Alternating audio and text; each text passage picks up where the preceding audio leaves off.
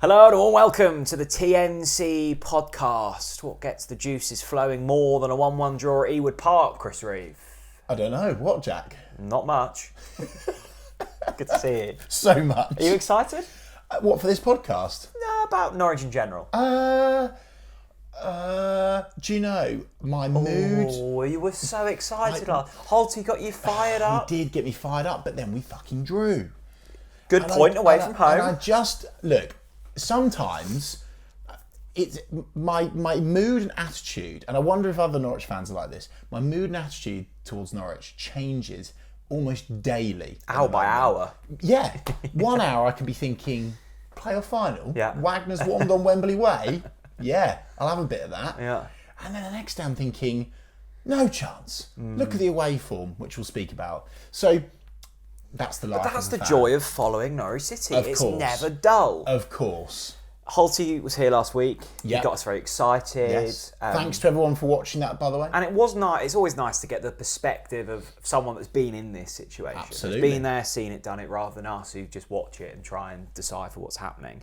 And I must say, I came out of that with real optimism. And we were going into the Blackburn game off the back of a really successful week at Carrow Road against the Blackburn side that have struggled in the recent weeks and months. They had an okay start, but since then it's been really poor. I was convinced that we would go there and win, and it was a great start. Me too. Marcelino Nunez scores, beautiful free kick, couple of chances after that. Even at half-time at 1-0, I'm thinking we'd probably come out, score a couple more, professional win, happy days. Second half felt very reminiscent to that QPR game where you very much got your knickers in a twist. And you were really happy with the point away at the worst side in the league. I wasn't delighted. You but were. You were happy. I was professionally put together.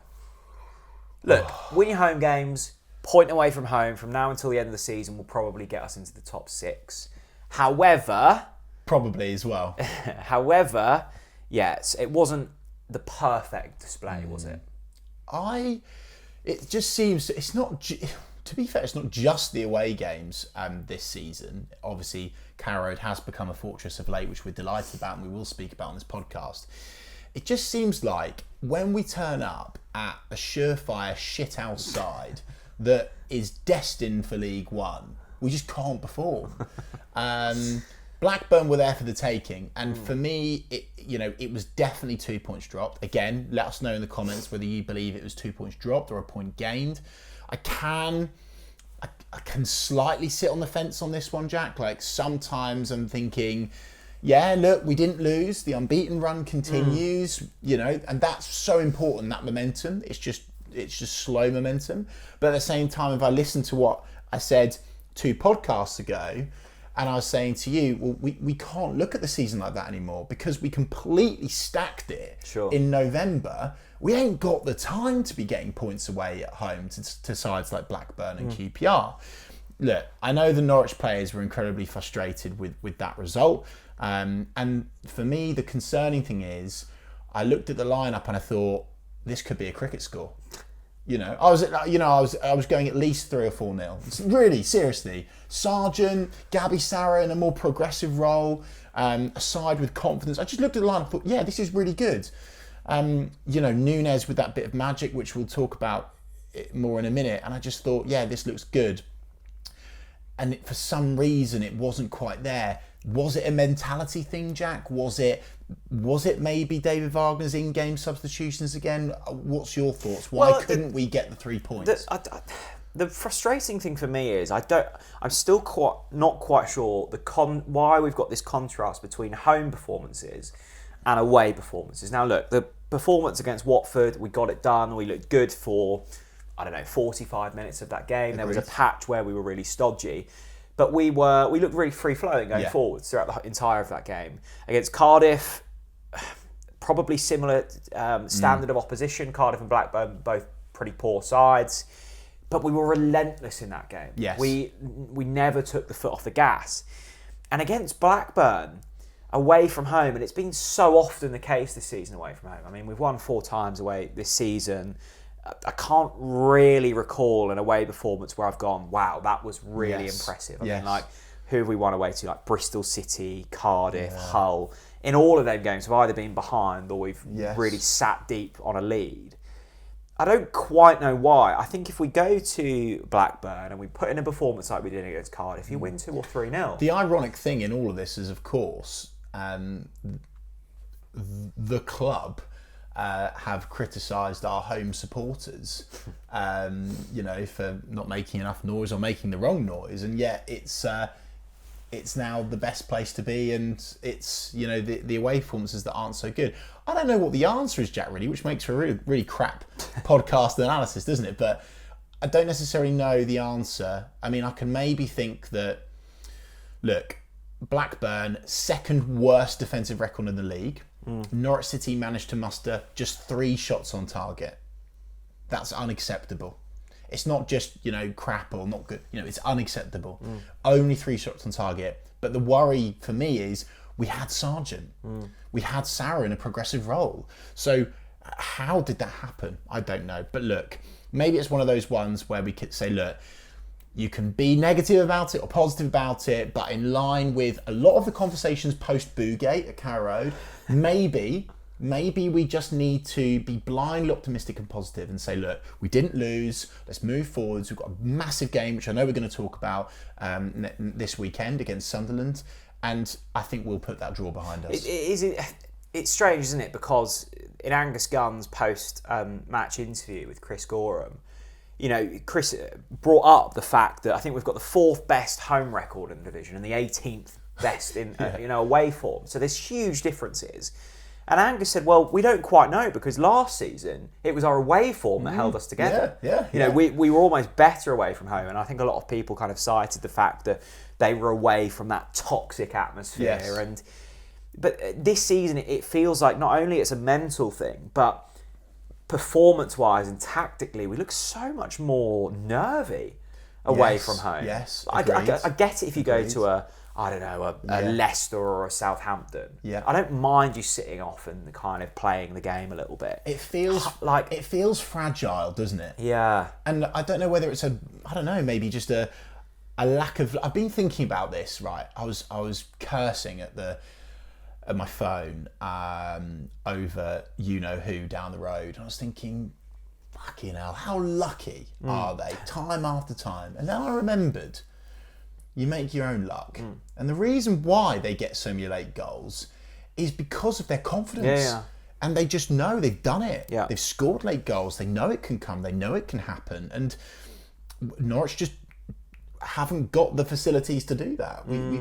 I think it was a mentality thing. I think it's perhaps now a confidence thing. I do think that the tactics do make Norwich City fragile and do invite pressure on, and therefore you can't necessarily hurt a team as much when you bring off a striker and put on a midfielder, of course.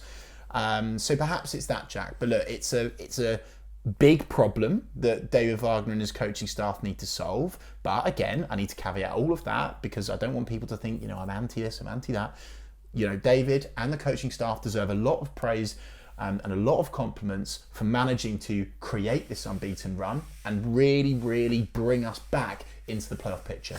I think that the other slightly concerning thing here, Chris, with this game in particular, but it's not been an isolated incident, if you speak to Norwich fans post-match and you go, who was your man of the match?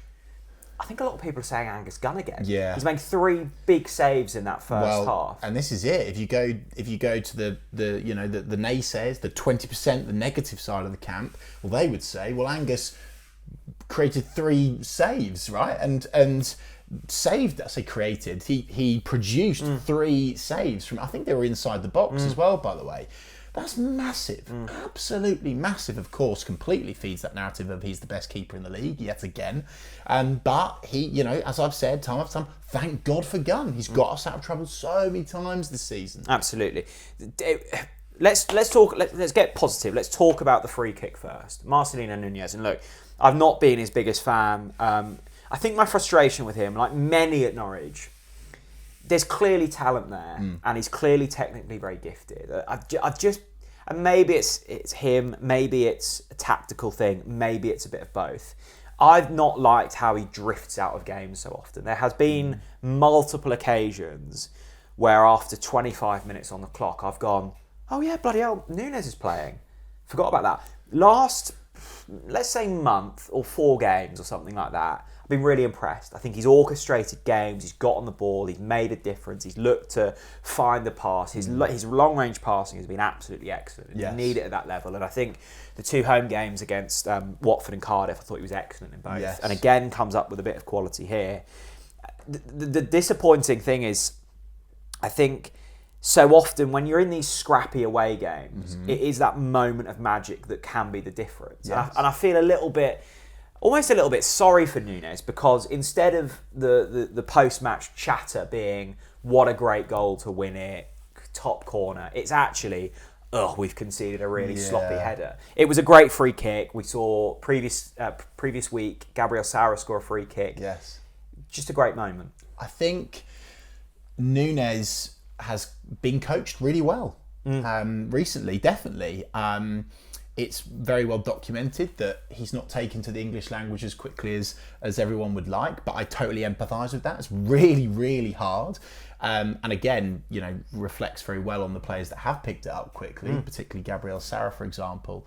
But look, magic from Núñez. I think Núñez is probably within the top 3 most technically gifted players in this Norwich City side.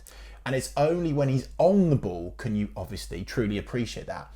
I can side with you on the sense of, Jack, he's maybe off the ball. I can kind of understand where you're at, where you're like, where is Marcelino? What's going on there? But when he's on the ball and he's afforded the luxury of space and time and can pluck a pass, he's the sat-nav of this Norwich City team, really, isn't he?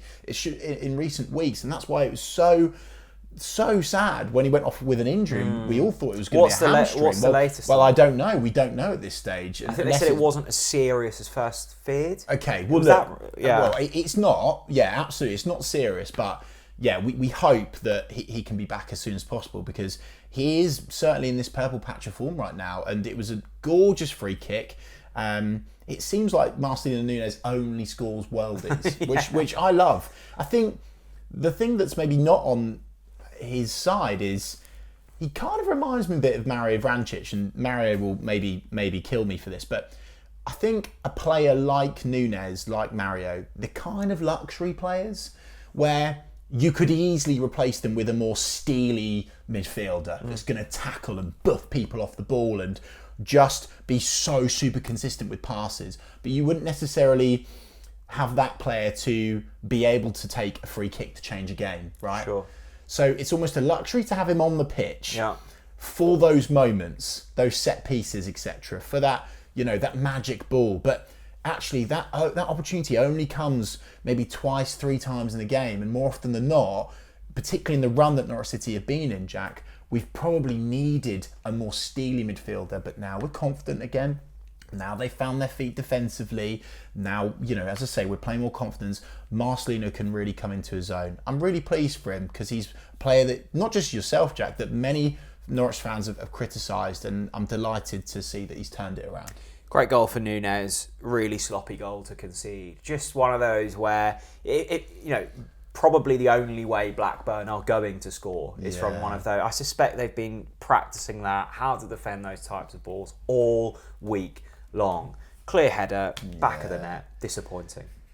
I would use a different word. Shit. Okay. It is. Yeah. And it's just so basic, so pedestrian. Absolutely no idea why, with that many Norwich City bodies in the box, our set piece coach has not sorted that out. I've no idea. And before that, it was Daniel Farke's dreaded man marking of set pieces, which was woeful. And it seems that we're still plagued with this issue of, we can't defend from set pieces, but yet we've got these massive big boys at the back. But I don't know why they're out of position, or they're defenders that are able to find the space. But it was a really poor goal to see. But to maybe brush that to the side for 1 minute, Jack. The defence wasn't the reason why we drew that game. it was perhaps our midfielders and forwards, because we absolutely needed to create more opportunities to score goals. 3 shots on target away at Blackburn, unacceptable. What and why is that? I know we're without Johnny Rowe, but we were the previous week when we scored 8 goals. Yeah. Sargent couldn't really get him on the ball. We looked slightly stodgy. I think that's the word I used a lot this season. Missing Johnny Rowe is huge, but to praise Christian Fastnacht, the CFAS himself, he's really sort of come into his own in the past few weeks.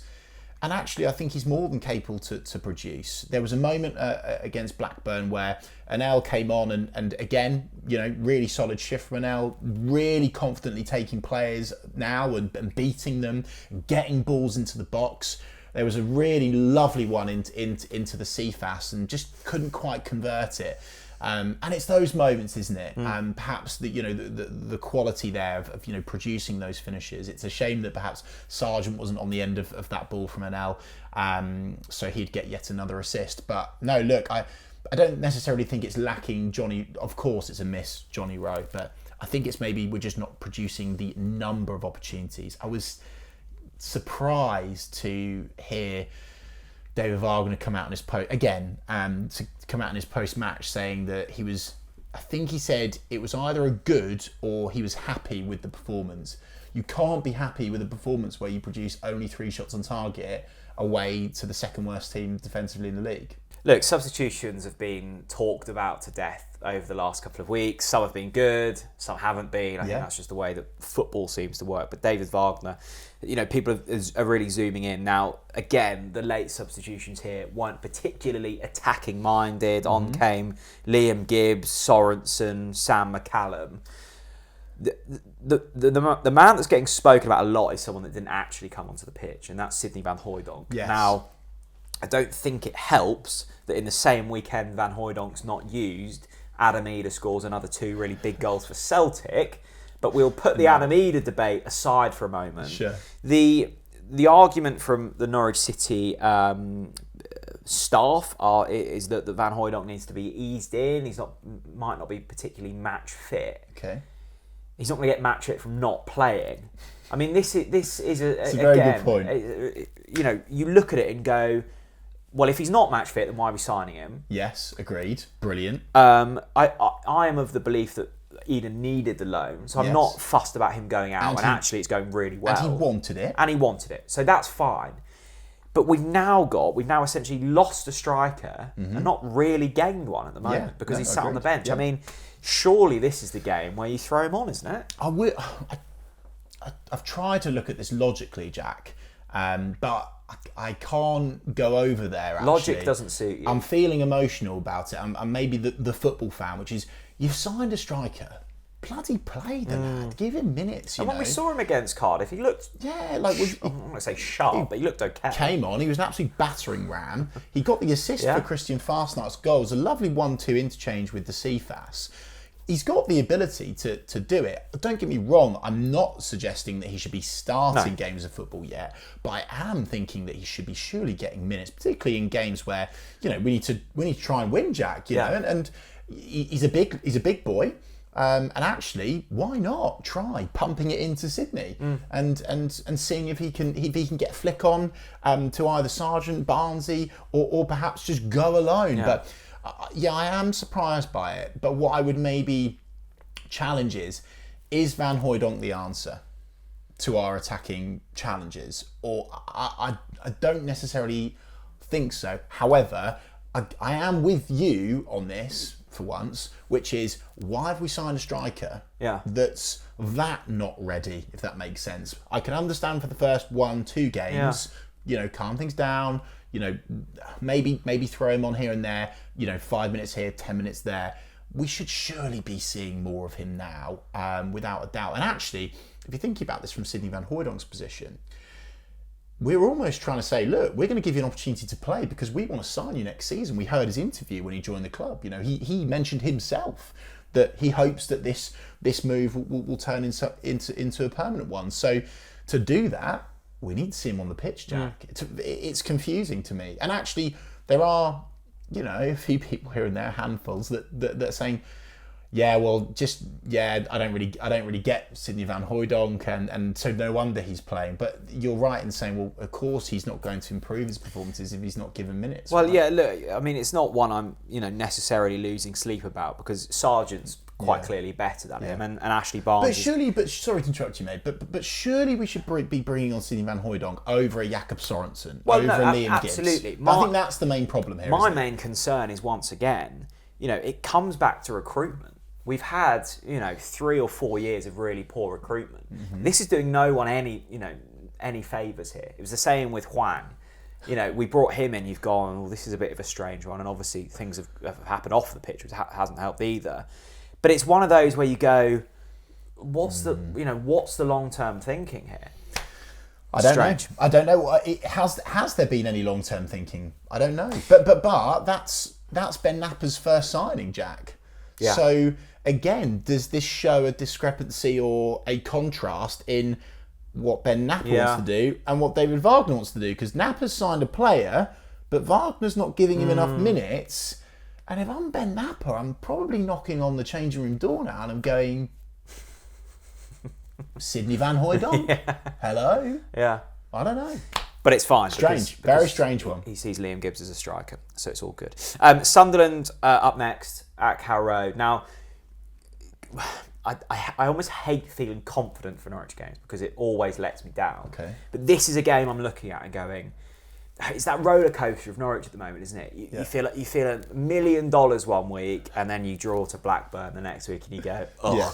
These are the types of games like Blackburn that we should have been winning. You have to win. And actually looking, like we've said, from now until the end of the season, you've got Rotherham, you've got Stoke, you've got Sunderland, all teams that are in poor form at the moment. But I'm feeling good about this one. Yeah, look, don't get me wrong. I do err slightly on the side of caution because Sunderland are a massive football club with a extremely passionate supporter base. They now have a caretaker manager in charge, and that brings a different dynamic. Perhaps it makes them less predictable. You don't really you can't necessarily see a pattern. The way that old Mickey Beale's left them, because they're not going to surely stick with the way that Beale played because they've got the caretaker manager involved. So it's a kind of maybe a slightly unpredictable. They've lost their last 3. But they've lost their last 3 against Huddersfield, yes, Swansea, and Birmingham. And they're all Birmingham decent side. The other 2, forget them. Awful. Average to awful. So surely if we're talking about standards of top 6, we have to be winning it. They have got players that can hurt us, particularly Mr. Jack Clarke. Now, the only thing I would say about this is I am hearing whispers on the grapevine that Mr. Jack Clarke might not feature. Oh. He might not feature. He picked up a little injury. So who knows? It might be one of those ones where he comes on off the bench, which helps us because we can hopefully score enough goals to get through that. But who knows? Maybe Jack Clarke's looking at it and going, "Blooming heck, this is shit. But I'm not going to rush myself back here and maybe scrub my chances of a move." I don't necessarily know the ins and outs of. In fact, I don't know the ins and outs of the Sunderland, fitness and things going on. But surely you're feeling relatively confident after the previous week at Carrow Road. This is my point, though, Jack, because although it's Sunderland, I am confident because it is Fortress Carrow Road right now, and we've said this on our podcast. And don't get me wrong, of course, we might have to eat our words on this, but I look at who we've got at home from now until the end of the season.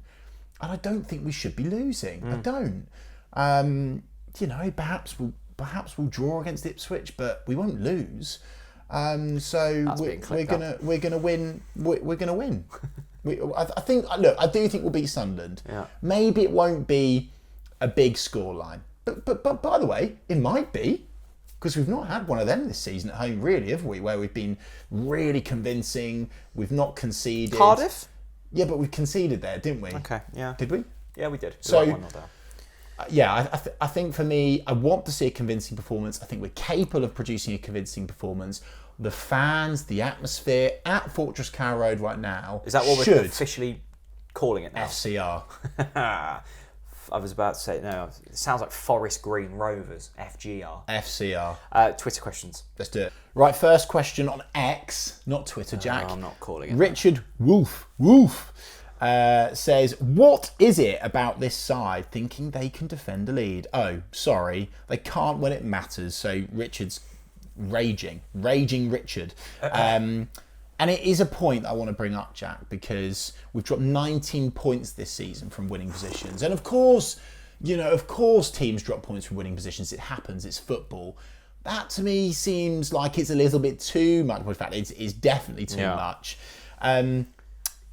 Is it down to David Wagner's negative substitutions? Well, I think... I don't know. Or is it more grey? Is that quite a black and white opinion? But yeah, a bit of both. I've really liked us this season when we've taken the lead and then still gone kind of all out attack. I think our most talented players are in the forward areas. I think we can really hurt teams. I think if you look at the makeup of most teams in the Championship, they're probably slightly top heavy. Yes. I mean, even with Blackburn, like their better players are in the forward areas. Yes. You would say so. I just love those performances against Watford and Cardiff because, yeah, they might score 2, but we'll score more. Yes. And that's the way I want to see this Norwich side play. Me too. And I think that's the best way we play. Yeah. So, when we go 1-0 up at I know we didn't go 1-0 up at QPR, but we take the lead at QPR and we take the lead at Blackburn. Let's just go and score another. Yeah. Because, like you said earlier, most teams in this division are capable of scoring against us, but we've got way more attacking quality. So you can't just score one goal when you're Norwich and guarantee victory. And I think that's the concern. I think there's a few reasons. I think the substitutions haven't helped, mostly away from home. I've been okay with them at home in recent weeks. Just silly defensive errors that have crept in again. And I think it's a mentality thing. I think when it's fresh in the mind, when anything's fresh in the mind, that can quite often repeat.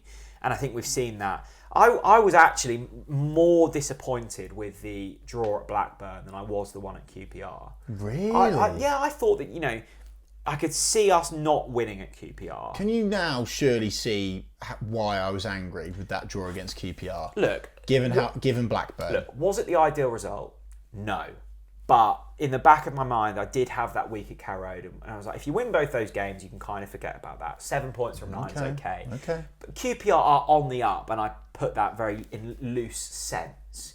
Blackburn, they're just dross to watch. By the way, I'm sure I saw the attendance was like 12,000. Yeah, they're not in a great place. Oh my lord! Great bit of perspective, by the way. Yeah, no, absolutely. A club in a bit of a state. The other relatively pleasing thing was that we managed to keep Sammy Schmodix at bay, who is the league's top scorer. Who? Right. What about this? Kieran Waller. He's got a rant, and he said Sydney Van Wolfswinkel. Now. We've mentioned. We haven't paid the £8.5 million on that. No, we haven't. Good point. Straight in there. What would that be in today's money, by the way? This is the problem, Jack. Is that I'd hate that. I don't know. This sort of attitude towards a new signing starts to creep in because he's not given enough minutes. Like it frustrates me. Kieran's kind of wound me up a bit there. Honestly, when you look at, and I know we've got a different sporting director now, so it'd be unfair to go, the signings that we make this January are going to be the same as the ones we made last January. Agreed. But surely, just from recent history of our recruitment, you look at Van Hooijdonk with a slight pinch of salt and well, of course, just accept that he's not going to be a world beater. Yeah. He might be. Yeah. I think you were bang on earlier though. There still feels a disconnect between Wagner's philosophy and Napper's philosophy. You've brought in a player to make an impact. But is that just because of the current circumstances that there's a contrast, or in what way? Well, is it just because of fortuitous situations on the pitch or unfortunate situations on the pitch where Wagner's had to adapt, and maybe then you wouldn't say there's a contrast? I don't know. Potentially. I don't know. I'm playing devil's advocate with you. I think with a lot of transfers, we often read too much into it. Transfers are exciting, right? Yes. You want Van Hooijdonk to do well. Yes. Actually, it's probably going to take a little while for him to bed in. It's going to take a little while for him to get used to it. I just think, Blackburn away, Would I rather see Van Hooijdonk or Liam Gibbs? Yes. Probably Van Hooijdonk. Look, but let me spin this. Can I just get just a quick one before you Go just to validate Go this, on. and I want to get through as many questions as possible. There's so many. Thank you as always for your statements, rants and raves. Maxim Carver says 1-1 away from home, knowing a win takes us 1 point from the top 6, and we leave Sidney Van Hooijdonk on the bench whilst bringing Gibbs onto the right wing. Obviously, Wagner can't wait to spend some time with his best mate Jurgen when they're both unemployed next season. Napa must be fuming. So look, people are clearly thinking about this, Jack. Over to you. Positive from Harry. Stay Positive. Good. Yeah, good. And you know what? I think the perspective is good. Harry says a point away from home is not the end of the world. We're still only 3 points off the playoffs. 36 more points to play for. Struggling Sunderland at Fortress Carrow Road next week. We will hear Samba De Janeiro on Saturday, and everything will be good with the world once again. I like the line about Samba. I do. I think we have to be a little. We are now in the territory, officially, of we need results to go our way. Sure. I think we need results to go our way. Of course, look, you know, you win who's in front of you and you create that situation for yourself. But I just think because of the in-game substitutions, because of maybe the confidence levels, I kind of feel like we need some favours. I actually think we got some favours in terms of results last weekend, that we're still in kissing distance of the playoffs. I think you're right. You want it to be in your own destiny. I look at, despite having beaten them both in the recent month or so, I still look at West Brom and Hull, and I think maybe not necessarily have got more quality than us. I think Hull have got a great squad. They just seem a little bit more savvy. Yes. I just look at Hull and go, Yeah. if I don't disagree over with the that. course of, what have we got, 12 games left, I think I would back Hull to get more points than Norwich. And that's not great when they're ahead of us. You also, I think, want a slight buffer towards the end of the season, because our next 6 games, I think, look far easier than the following 6. You've got Leicester and Ipswich in there. So I think you do want a slight buffer. I think the next 6 will be the determinant of if we're in the playoffs. Of our destiny. I almost think you probably need 5 wins from your next 6. And I think it's gettable, because let's look at our next 6 games. Yeah, go on then. Sunderland, Win. Middlesbrough, Win. Rotherham, Win. Stoke, Win. Plymouth Ooh. at home. Win. So, and there then you you've go. got Leicester, Ipswich, you've got Bristol City, you've got Birmingham in there Draw. towards the end. So, Win. next 6. It looks good. What's that? 1, 2, 3, 4. It does look next good. 5, I want 4 wins minimum. If we don't get 4 wins, we're not getting playoffs. Celavi. Well, let us know, by the way, what you think about that, by the way. Do you agree with what Jack's saying I just there, think or do you disagree? the reason I'm being slightly harsh is I think there is genuine opportunity here. What about this point from Chris Whitting on X? Whiting? No, Whitting. Okay. From Lancashire. Perhaps that's why the second name is spelled differently. Rant. Why does Wagner persistently change a winning side? Is it any wonder our results are inconsistent when the team keeps changing? Wagner out, he says. Look, I think... But he's not been helped with injuries. Of course, and I think that's where I would possibly disagree, Chris. But when he hasn't had as many injuries in this recent run of games, he's still tinkered with it. Perhaps a bit too much, Jack. There's been this conversation of what do they call it in the game? They call it workload. Do they call it workload? I have no idea what you're going on about. When they don't want to overwork a player because there's 2 games, like managing minutes, minutes, all that. That is the new buzzword, isn't it? Managing minutes. Yeah, I think it smells a bit of an excuse to me. We also have had about 77 different centre-back pairings this season, which I don't think help. Chris Gorham has shared the full list of centre-back pairings, by the way. I think it actually might be like 17, but go and check it out. And I think that's actually, and granted it's been mainly injury dependent, but I think that is the area of the pitch that you need solid. If you've got a different person next to you each week, it does get confusing. So, speaking of that, great contribution here from Jack OTBC. Great question. Is it weird that I actually prefer us lining up with McLean as centre-back rather than in midfield? Feel like we play a lot more positive with McLean at the back. I agree. It's interesting because there is this debate that's rumbling away at the moment in the background, Jack, which is, actually, is Sarah better deeper Yeah. or further forwards? And therefore, that kind of depends on where the Mayor plays as well, right? So what's your opinion on that, Jack? I agree with Jack. I think we do look better when McLean's centre-back. I think he's more progressive. My worry when he first dropped in there was, would we struggle aerially? And I don't think we have. I also agree that it seems like we're desperate to get Sarah in the 10. And look, he's not played there a huge amount, so there will be times of transition. But I do think he looks better deeper. I think he has more of an influence on the game when he plays deeper. So yeah, based on what we've seen this season, I think we look better as a team when McLean's at centre back. And speaking of Kenny, let's continue on that run of that vein of form. Gabriel Sarah's left peg at Gabby the Goat 17 has that's his username. Has chucked in a statement.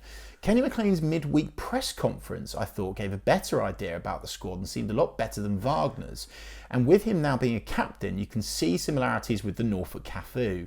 Can the Mayor be at the wheel in a few years' time? I think we need to probably break that down, that statement. Yeah, what was that press conference about, levels. by the way? Well, I'm surprised you've reacted like that. Well, I just couldn't quite understand. But I'm all for it because I think we need to hear more from the players. That's why we're very passionate about getting Norwich players on this podcast. Well, that's what I'm saying. Don't do the presser, do the podcast. Well, of course. But look, whilst they're not doing the Talk Norwich City podcast, let's hear from the players as often as possible. Although what I would say is a player isn't going to truly open up and divulge in a press conference. But I do need to compliment the club on this. I think it's great that they're doing player press conferences again. I think it's very important that it's done. I think it's very important to hear from the player.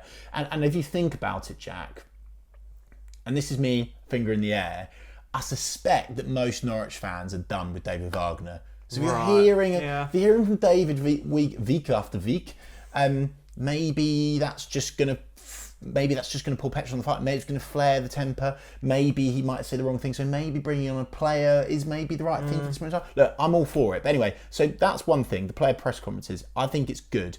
The other point in here is about the similarities between Kenny and the Norfolk Cafu. And that is a compliment, but it also concerns me. Because one of the issues that Russ was plagued with in his, certainly his last season at the football club, is poor old Russ was wheeled out at every bloody opportunity. After any time Norwich lost, go and get Russ. What's that mean? Go and get, what is that? Anyway, you know the one I mean. Is it go and get Kenny? Because everyone loves and respects Kenny in the fan base now. Everyone knows just how important he is. Everyone really admires his leadership. Which is amazing considering the viewpoint of him 2 years ago. Well, of course, but so I think that's interesting. It's a compliment, but it can also be seen as potentially a bad thing as well. And his last point here, could the Mayor be at the wheel in a few years' time?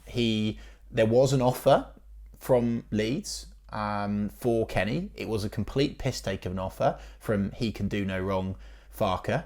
And luckily, Norwich rejected it because, my God, could you imagine where we'd be without Kenny this season? And the other thing with Kenny, before we move on, like real traction in terms of player of the season chances, I think. Absolutely. Let's answer this though. Do you think he'll be here in a few seasons' time, or do you think he's going to go back up north? I don't know the answer to that, by the way. I thought it was interesting. He said it's the fittest he's ever felt, and he looks really. I didn't hear him say that. Did he say that? I think he said it like at 32 years old. I'm feeling really good. I think he will be. I think he's 32. I can see him playing a few more. I think he's really pivotal to the way we play. Mm-hmm. Every manager seems to really like him. I think when you've got such longevity across Premier League and Championship at one team, it speaks volumes. He's been great this season, and I think he has got a future in management as well. Guess who's back? Norfolk Paul. Norfolk Paul is back. Those avid listeners of the TNC podcast will know who Norfolk Paul is by now. He likes to provide accurate. Well, we assume it's accurate. No, well, every time we've checked, it's been accurate. He provides We're going to get caught out, a meaning and a translation of a name. So this week, he's picked Marcelino. So it says, we have to change this inconsistency, but to be called inconsistent, you have to be consistently inconsistent, making you consistent. Funny old game. Cheers for that, Norfolk Paul. Anyway, it says, by the way, the word Marcelino is a form of the Latin Marcellus, meaning hammer. He nailed it with that free kick. #hammer time. It should have been a hammer blow to Blackburn. Norfolk Port. I think that's a bit of a loose one this week, but I'm all for it. Yeah, because Marcelino's free kick, it was less of a hammer and more of a dainty sort of brush, wasn't it? It was brushed into the back of the net. Well, this from Louis T90. Coca-Cola wouldn't. This is the most liked. Is it? Post, by the way. Well done, Coca-Cola wouldn't change their recipe for outstanding cola. The Colonel wouldn't change his recipe for chicken. So why would Wagner change the recipe for winning? Baffling. Fuck the hokey cokey. Wagner in, Wagner out. It's a resounding out from me. Has been from day one. And then he's finished it with OTBC. Well, I think the difference here is with both Kentucky Fried Chicken and Coca-Cola, you've had an outstanding product at the start. I'm not sure the product of David Wagner's football has been outstanding at any point. There. I'm just, by the way, Lewis, congratulations. That's contribution of the week. Just putting it out there. Well done. Can I read one? Yes, please. This comes in from Falcon17. Falcon. What a name. Go on. Statement. I have never been bored while watching Norwich City until today. I literally read a book while watching. Let us know what book it was. Really? I was reminded of when Ross from Friends was more excited about a sandwich than being with Carol and Susan. I grew up in the 90s and I simply can't justify renewing my season ticket. Well, look, I think the form of late has picked up, and I think that perhaps that is I just want to know what book it was. That is harsh. What's harsh? That the comment of it being that boring. It's not boring anymore. You can't say it's boring now. Blackburn was hardly edgiest season. Yes, but look at what we've been doing at home. But then I would validate it and say, if you were to say that in November about not renewing your season ticket, which was well within the conversation, completely agree. Can't stand up for it at all, can't defend it at all. And I still know lots of Norwich fans that have been going for years, Jack, and they're saying, I ain't doing this anymore because it's too expensive. It is marginally, but it is going up again. And the football's not improving, and they're not communicating David Wagner's position. And by the way, rightly so, because it would be stupid to do so. But you are then in a conundrum. But maybe the club might want this because they're bringing in safe standing. There is going to be some moving and shaking within that area. Perhaps people from within the Barclay that don't want to stand will move. And perhaps people that want to sing and clap and shout will move in. But just a quick shout out, actually. Right, I've no idea if I'm going to be able to track these two lads down, but I'm going to put it out there. I was delighted at the last home game, right? Because we're in the Barclay, and it's pretty well known that the South Stand doesn't sing, okay? And we sang South Stand, Give Us a Song, right? And up stood these two young lads, just passion pumping through their veins, and they stood up and they looked backwards at they didn't look at the pitch, they looked backwards at the fans, like really getting them up. And do you know what? Fucking brilliant. We need more of that in all four stands, including the Bovril boys in the City stand and the bloody Coca-Cola corner. What are we calling that now? I still can't call the South stand the South. It's still the Gerald stand to me, and it'll always be the NMP to me as well. I think it is the whole season ticket thing, and it has calmed down a little bit. And I think actually, when all of this discussion is, the dust settles, people do just renew their tickets because it's what we do. But like yourself, Chris, I've spoken to a lot of people who have just gone, I'm really bored, and I'm not doing it because it's really expensive in the current day, and I'd rather be doing something else on my Saturday. That is a concern. Run Cycle Cake, who I think I once... Oh yeah, you botched this. Yeah, I think I once famously called him like Run... Cyclic or something. Run Cyclic. I don't know. He said Wagner's a streaky manager. We have had a decent run of form to get us to the edge of the playoffs, but I expect a poor run and we'll finish 9th. Well, I did actually say in my pre-season prediction video we would finish 9th. Can't challenge that. I hate the fact that you want to be right on that, by the way. I don't want to be right. You do. Of course I don't want to. I want to see us in the playoffs. I want to see us getting pumped by, Manchester City next season. Do you know what's kind of in my head as well, Jack? And this was spoke about on the scrimmage plug, for those that don't listen to the scrimmage, yesterday evening. We brought it up, right? What if we get into the playoffs and we play Ipswich in the playoffs? Well, we've done it before, haven't we? Yeah, but Jack, I don't want payback.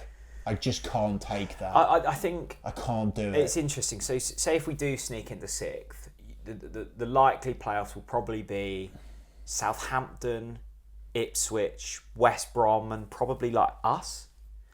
Would you back us to beat any of those? Hang on, say them again. Southampton or Leeds? Probably Southampton. Southampton, you need a slice of luck. Ipswich. Leeds, we don't beat. Well, No Leeds. way. I think Leeds are going up automatically. So we'll go. Well, let's say Southampton, Ipswich, West Brom, us. West Brom, we can do over. Yeah. I'm not worried about West Brom. Ipswich over 2 legs. God, it's just not worth thinking about the pain. It's just not even worth thinking about the pain. I think that is the concern. I think. Imagine the pressure. I do think we are. I think tactically we're a long way off all of those sides. I think on paper, barring Southampton, who've still got that kind of Premier League cash. But we got the draw against Southampton. We did. But both home and away. Yeah. Hello. I think if you look at us tactically against Russ or Corberan or Matey Boy down the road, I think we're outclassed by them all. And that's really painful to say.